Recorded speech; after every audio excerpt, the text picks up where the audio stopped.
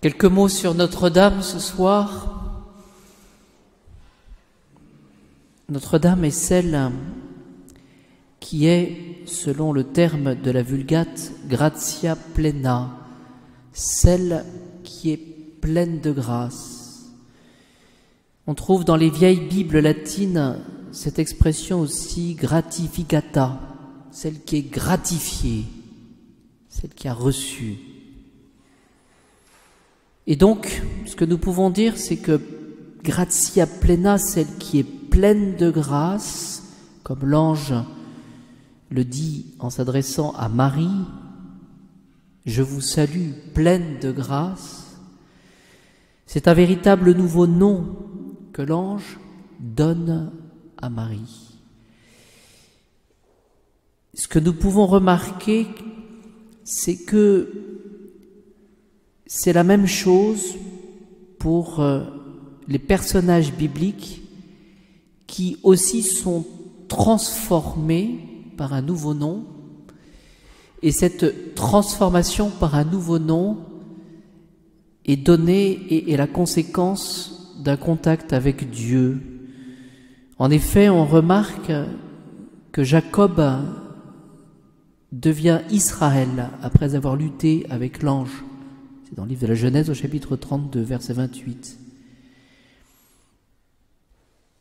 Son nom, donc Israël, exprime ce qu'il est devenu. C'est la même chose pour Simon, qui va devenir Pierre.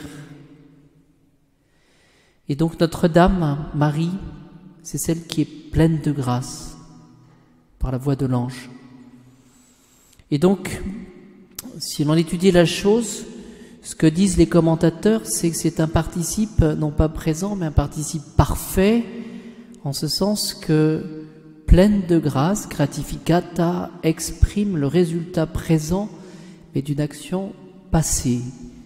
C'est-à-dire que finalement, nous entrons dans le mystère, pour Notre-Dame, de ce qu'elle a été choisie par Dieu, nous l'avons dit dans l'Épître, elle a été choisie par Dieu de toute éternité. Elle fait partie, et donc elle a été préservée du péché, mais en vue justement de sa qualité de mère de Dieu, en vue des mérites de notre Seigneur Jésus-Christ. Et donc d'une certaine manière, on peut dire que c'est un engendrement, et c'est une transformation qui donc la met dans un état stable. Elle est pleine de grâce, elle est remplie autant que possible de cette vie de Dieu, et en cela, elle est notre modèle. C'est une grâce auquel Notre-Dame va coopérer. C'est-à-dire que finalement, avec cette annonce de l'ange, il y a bien sûr le consentement de Notre-Dame, le consentement de Marie, c'est le fiat qu'elle va prononcer, mais cela est fait de manière conjointe avec l'action de Dieu qu'elle-même va recevoir. Et donc la première conséquence de cela, c'est que Marie a le maximum de grâce, elle est pleine de grâce.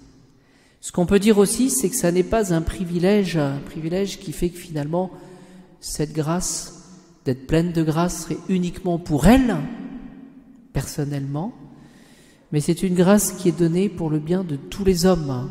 Et donc en cela, nous devons la prier pour qu'elle, Notre-Dame, nous permettent nous aussi de correspondre à la grâce. C'est un peu notre vocation, de correspondre à la volonté de Dieu.